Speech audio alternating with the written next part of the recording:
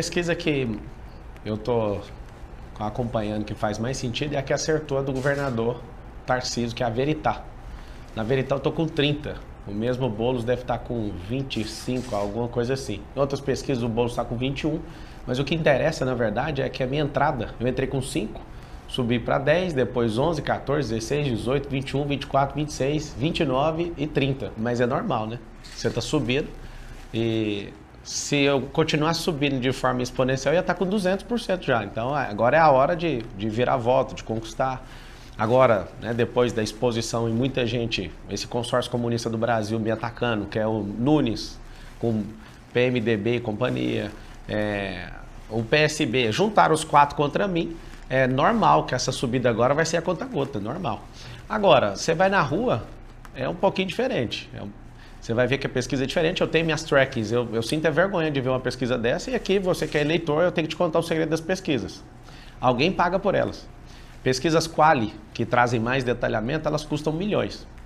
E esses partidos políticos usam seus fundos, eu não tenho fundo eleitoral, não tenho padrinho político, não tenho tempo de TV, não tenho tempo de rádio, e até as redes sociais que eu tinha eles tomaram. E mesmo assim eu continuo em primeiro, de 10 pesquisas, 8 eu estou na frente. Essa avaliação que o senhor faz, então? A avaliação é muito simples. O astronauta não ganhava eleição para Senado, o França estava na frente, e da noite para o dia, a pesquisa que falava que ele estava 14 pontos na frente, ele amanheceu senador da República. Ou seja, não confie nas pesquisas, a pesquisa você tem que checar é o povo. O plano diretor ele é revisitado a cada 10 anos. Sim. Então foi 2014 e 2024 agora. Como eu quero construir um símbolo para o Brasil, aqui em São Paulo, inclusive melhorando a vida das pessoas na Zona Sul, ali próximo de Interlagos, eu quero construir o maior prédio do mundo aqui, de 1 quilômetro de altura, que é alguns metros a mais que o prédio que tem hoje em Dubai. A nossa cidade ela não foi planejada com subúrbios e grandes avenidas, então a gente não pode trazer para o centro expandido essa questão de verticalização, como alguns pretendem. Eu quero fazer o inverso. Vamos, eu não, vamos. Junto com a Câmara, vou conquistar a Câmara para isso, porque a gente quer gerar 2 milhões de empregos nas periferias. Que aqui é o grande problema da cidade de São Paulo, que já vai resolver problemas de poluição, lentidão de trânsito, que é mobilidade, vai resolver problemas de segurança pública, ter emprego. Vão ser 2 milhões de empregos até o final do meu mandato de 1.460 dias, e para isso eu preciso verticalizar as periferias. Primeiro, né, quando eu falo periferia. Favela precisa de ter liberação fundiária, precisa de desfavelizar primeiro, não é verticalizar ali não.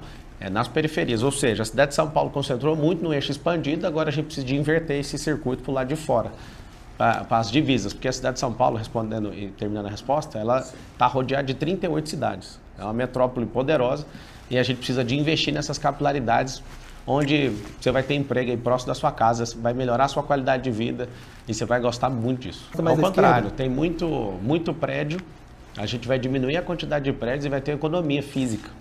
Nós vamos investir em tecnologia para ter esse 156 na mão de verdade e usar isso, mas o que a gente precisa é que a pessoa saiba onde a prefeitura está.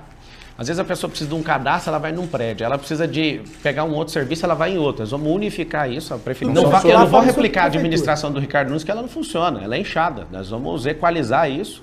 E o que eu estou falando sobre economia é que, aumentando esses pontos, nós vamos diminuir os aluguéis que tem em prédios, nós vamos pegar prédios da prefeitura e colocar em um prédio só.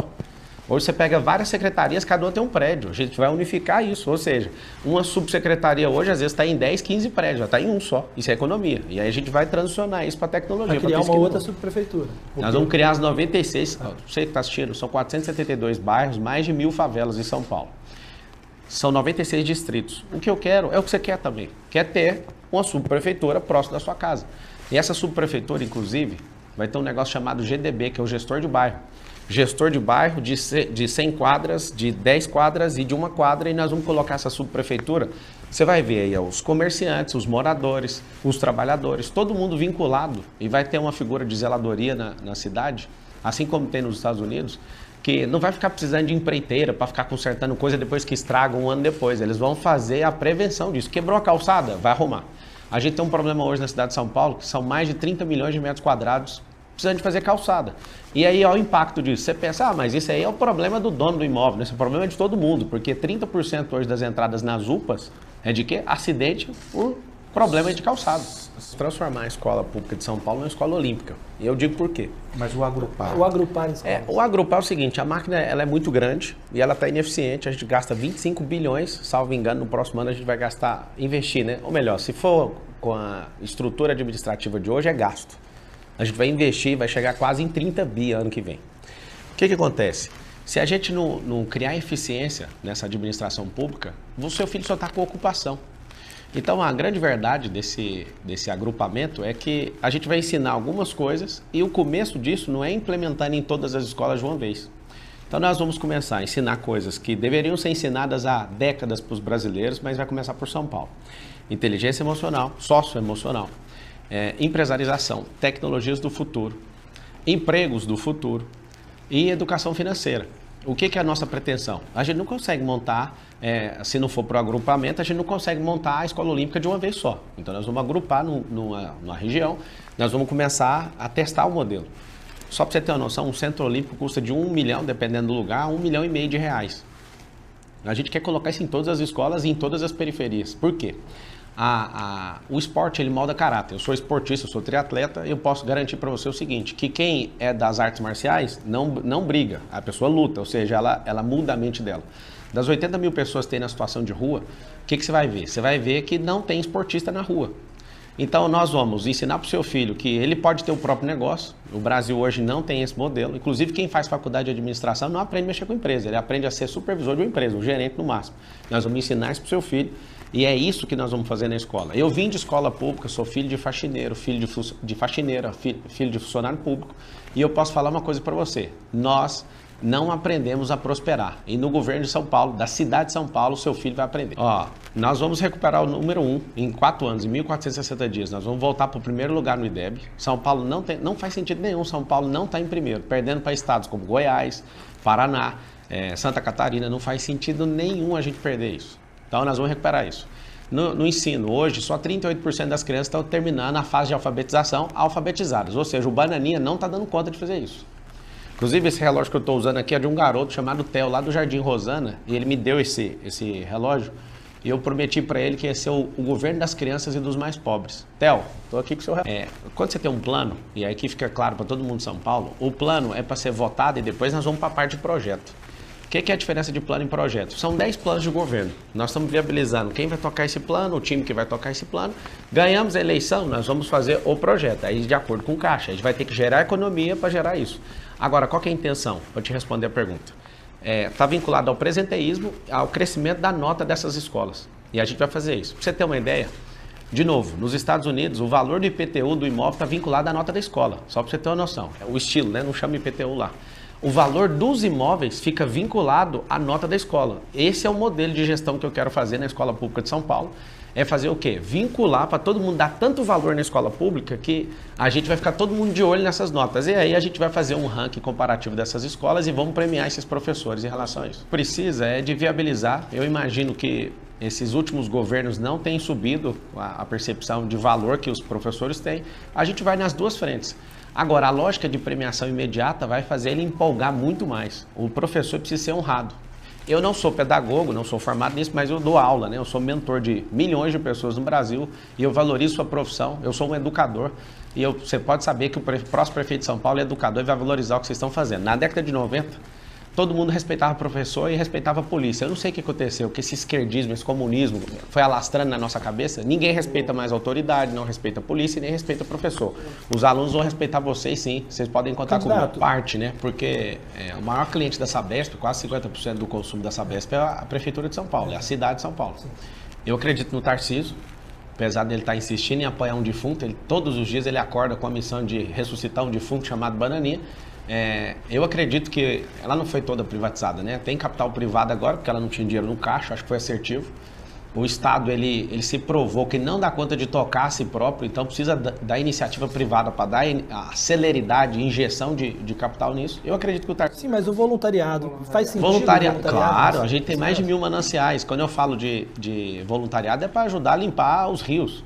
Não faz sentido. A gente tem que colocar a política pública de voluntariado e mutirão, que é o que vai resolver. Mas eu digo, não é uma obrigação da empresa Não, agora a empresa vai cumprir, só que o povo é o maior detentor e o maior interesse é do povo de resolver. Então, a gente vai trazer.